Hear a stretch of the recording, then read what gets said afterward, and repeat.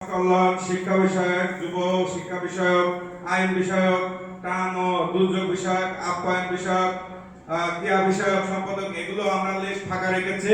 যেহেতু আলোচনার বিষয় আছে, গাইবান্ধার লোকজন আছে, আতুল্লাপুর বিভিন্ন উপজেলা চিন্তা ভাবনা করে নিয়ে বাকি আমরা পূর্ণাঙ্গ কমিটিটা ভুল করেছি।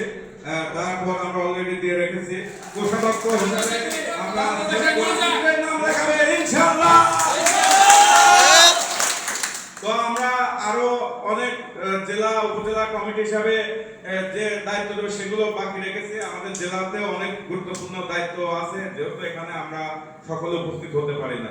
আমরা জাস্ট গাইবান্ধা জেলার ভিত্তি স্থাপনা করলাম এই সকল ব্যক্তিদের কাছ থেকে, যে ভাই আমাকে যে দায়িত্ব দিয়েছেন আমি কথা দিয়ে দিলাম, আমার রক্ত আমার জীবনের বিনিময় হলো, আমি সে দায়িত্ব অক্ষরে অক্ষরে পালন করব। বাংলাদেশ বিষয় প্রতিনিধিকে সম্মান করে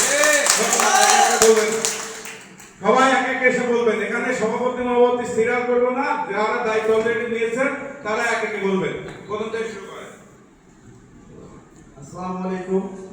আসলে আমি এর আগে অনুষ্ঠানটা মাঝখানে চলে এসেছিলাম, কিন্তু ভূমিকা যারা করা শুরু করছে আমাকে ইতিপূর্বেও আমি গোবিন্দগঞ্জে এর আগে একটা সংগঠন করা হয়েছিল, যদিও সেটা তেমন সবাই সাড়া পাইছিলাম না। সেখানেও আমাকে প্রধান সম্পাদক হিসাবে দায়িত্ব দেওয়া হয়েছিল। ঠিক আজকেও এই অনুষ্ঠানে আমাকে প্রধান সম্পাদক হিসাবে দায়িত্ব দেওয়া হলো। ইনশাআল্লাহ আমি চেষ্টা করবো আমার দায়িত্বকে যথাযথ পালন করার জন্য। ধন্যবাদ। আসসালামু আলাইকুম।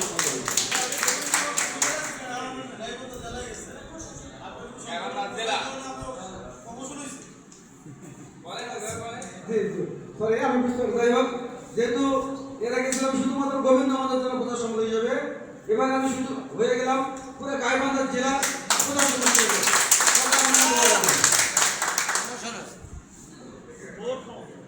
মুশফিকুর ভাই, আপনি কি আপনার দায়িত্ব বুঝে নিয়েছেন? ইনশাআল্লাহ। এরপরে সাংগঠনিক কোনো কাজে রাখলে আপনি আসবেন তো? হবে ইনশাআল্লাহ। কোনো জবাব দেখাবেন না তো? ইনশাআল্লাহ। ফ্যামিলি ক্রাইসিস খেলা ভাই, আমরাও মানুষ না, আমরা আপনার দুঃখ কষ্ট, ফ্যামিলি কষ্ট অনেক কিছু বিবেচনা করব, সেগুলো দেখবো। কিন্তু অযথা কারণে যদি সংগঠন থেকে না আসেন তাহলে আপনার জন্য কিন্তু বিশেষ আকারে জরিমানা হবে, যে জরিমানা হয়তো 1 মাসের বেতনও পাবেন না। ধন্যবাদ। এরপরে অসুস্থতা আসেন, আপনি দায়িত্ব নিয়েছেন, এত বেশি কথা বলা হবে না, 1 মিনিটের কথা শেষ করবেন, তারপর আমি। ধন্যবাদ সবাইকে আমার আদাব। আমি এত বড় একটা দায়িত্ব পাইছি, এটা আমার অক্ষরে পালন করতে চেষ্টা করব। আপনারা যদি আমাকে একটু হেল্প করেন, এবং এই অনুষ্ঠানটায় আমরা অনেক শ্রম দিয়েছি, এই জন্য এই অনুষ্ঠানটা মনুর ভাই এত বড় করতে পেরেছেন। ধন্যবাদ। আমি একমত। আপনি কি জোর করে আমরা সংগঠনের দায়িত্ব দিয়েছি? না না, নেক্সট টাইম সংগঠনের কাজে ডাকলে পাবো তো? অবশ্যই পাবেন। সভাপতির সামনে অঙ্গীকার করলেন কিন্তু। আমি সবসময় ধন্যবাদ। স্বাধীনতা অর্জন হচ্ছে রক্ষা করা কঠিন। তো আমাকে যে উর্বর দায়িত্ব দেওয়া হয়েছে, ইনশাআল্লাহ আপনারা আমার সঙ্গে থাকবেন এবং দোয়া করবেন আমি আমার দায়িত্ব যেন 100% পালন করতে পারি। এজন্য আপনাদের সবার সহযোগিতা আমার কামনা। ধন্যবাদ সবাইকে। আসসালামু আলাইকুম। আসলে আমার আগের যে ভাই একটা কথা বলে গেলেন, স্বাধীনতা অর্জনের থেকে স্বাধীনতা রক্ষা করার আসলে খুব কঠিন।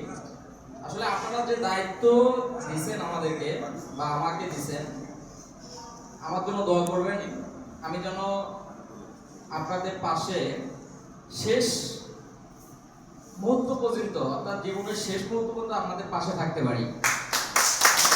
আর কথা বলতে দিলাম না, সময় কম তো।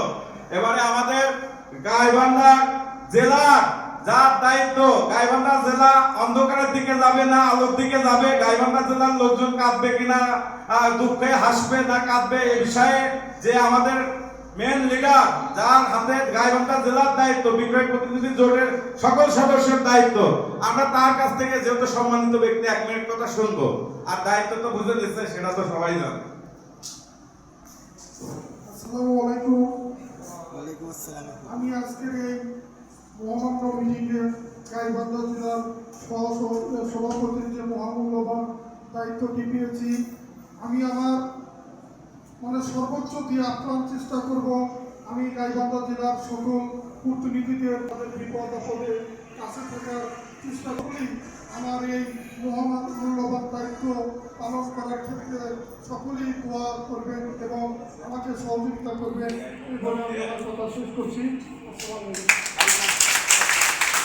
বিদায় দায়িত্ব ঠিকভাবে পালন করা, এই দায়িত্ব পালন করতে পারবেন তো?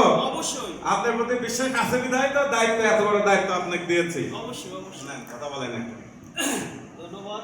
আজকে অনুষ্ঠিত আমাদের মিলন মেলার প্রধান অতিথি স্যার এবং আমাদের রাজশাহী রংপুর বিভাগের বিভিন্ন সমন্বয়ক স্যার, আহ্বায়ক স্যার এবং সভাপতি স্যার, সকলকে আমার অন্তরের অন্তরস্থল থেকে অসংখ্য ধন্যবাদ। আর আমার আন্তরিক সহযোগিতার মাধ্যমে আমি আমার এই সংগঠনকে সামনে দিকে এগিয়ে নিয়ে যাবো, এই বলে ধন্যবাদ। আসসালামু আলাইকুম।